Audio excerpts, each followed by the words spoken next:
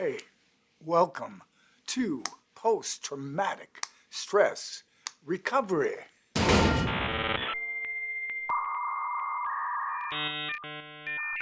Would you believe that I knew that would happen? Me neither. We could say that the only thing we could be certain of is uncertainty. This is true to some extent for much of the external world. However, we can be certain of the actions we choose to take, even if we won't always be certain of the end result and outcome. Hence, the Heisenberg uncertainty principle, which you can see there, and I have no idea how the hell to pronounce any of that. This means the more you can predict the momentum or speed of a particle, the less you can predict its position. Things are moving too fast to really know how we'll land.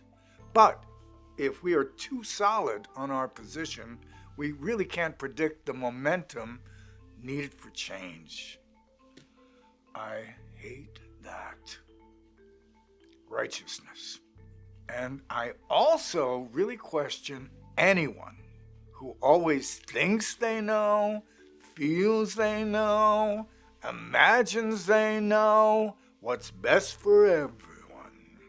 The quote of "there's a sucker born every minute" was attributed to P.T. Barnum, but he didn't say it.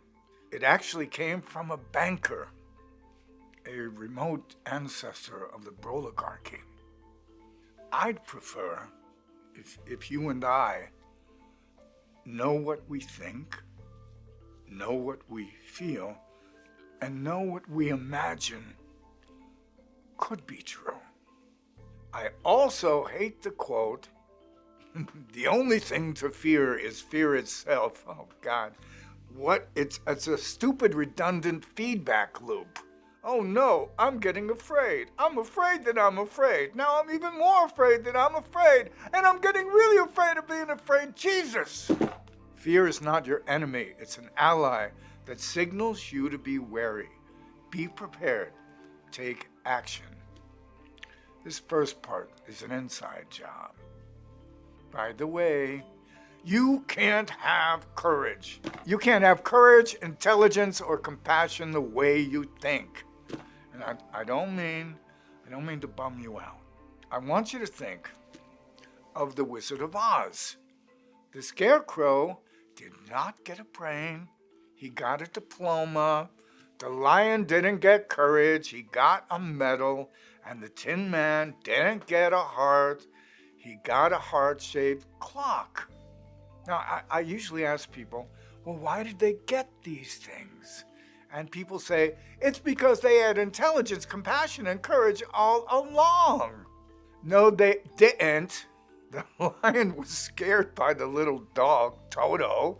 The Scarecrow didn't know where the hell he was going, and the Tin Man was more worried about rusting than anything else. And these gifts were metaphors, symbols. Why? Because you can't really have courage, intelligence, and compassion, but you can be these in your actions. You can't have courage and feel exposed and vulnerable and uncertain. You can be intelligent and be filled with doubt about the right answers. You can be compassionate and feel put upon and resentful, as I often do picking up friends at LAX at 5 o'clock. Acting ideally doesn't feel ideal. Doing the real right thing often feels stupid and scary and frustrating. A person with virtue doesn't just do what feels good, they do what does good. And you know, the courage part for me isn't just being afraid. When you are being brave, you're on some level angry, annoyed, and tired of being attacked. And finally, you're also feeling protective of yourself, brothers and sisters in arms, of your family and children, your neighbors, your nation, and maybe even the world. We can take a lesson from this guy, Mahatma Gandhi. I don't know if I said that right, but he was born October 2nd, 1869, and spoiler alert, assassinated on January 30th, 1948. Gandhi was an Indian lawyer, anti-colonial, nationalist, and political ethicist who employed nonviolent resistance to lead the successful campaign for India's independence from British rule. In 1947, he inspired movements for civil rights and freedom throughout the world. Though Kids, the film biography, which won Oscars for Best Picture, Actor, and Director in 1982, is possibly soon to be banned from your local libraries and schools. So go watch it while you can, even though it's 3 hours and 20 minutes. You want to know how Gandhi did it? It's called nonviolent passive resistance. Actively, he just sat down. Gandhi believed that British rule was inherently unjust and harmful, arguing that it impoverished the Indian people by destroying their traditional industries and imposing unfair taxes.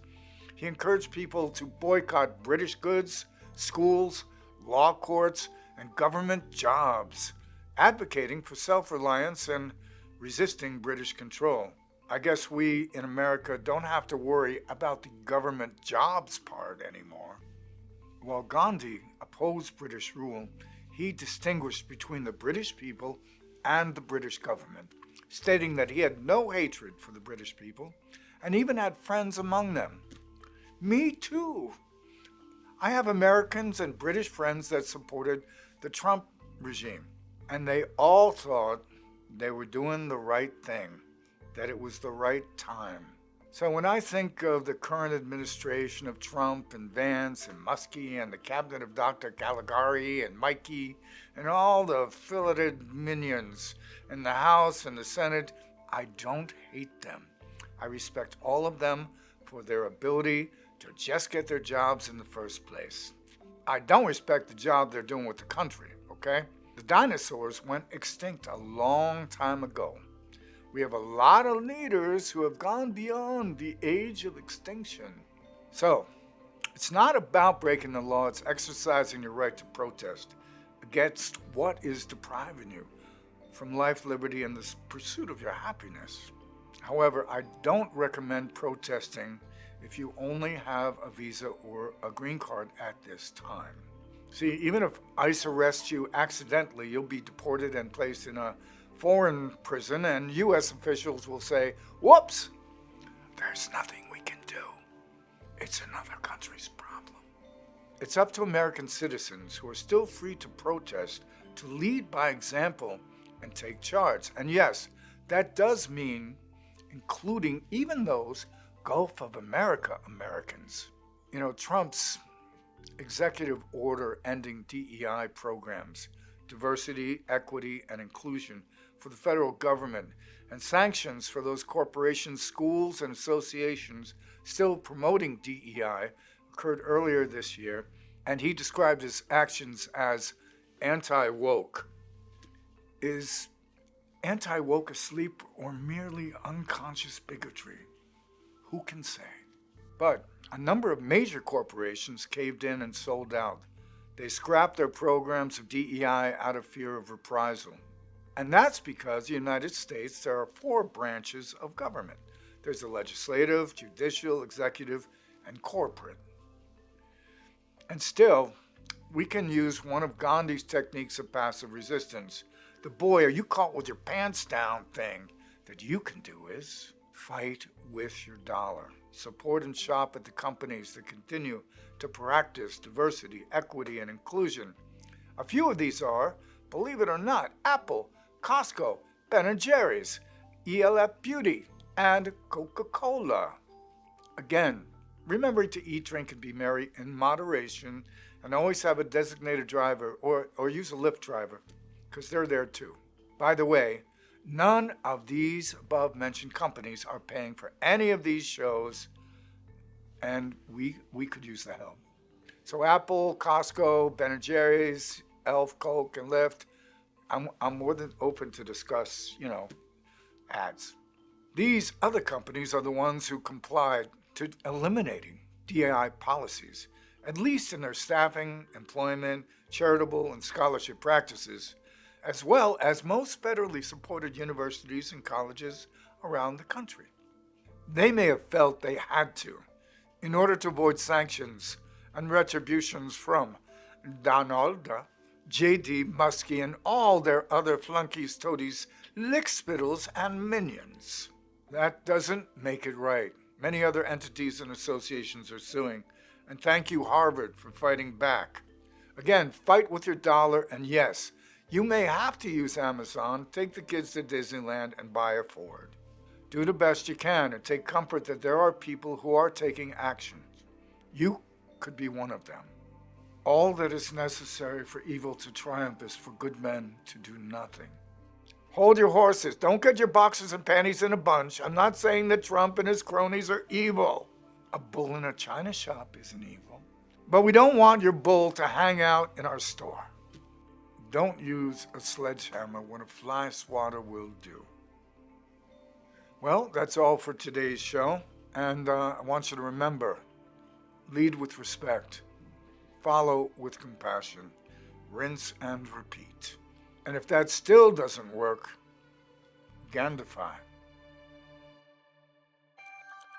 For these ideas and more, check out my books. The Paradox Bridge, Suggestions in Life for Those Who Live with the Critically Controlling, for Kindle and paperback editions, as well as Audible for the audio edition of Directions in Life for the Occasionally Confused.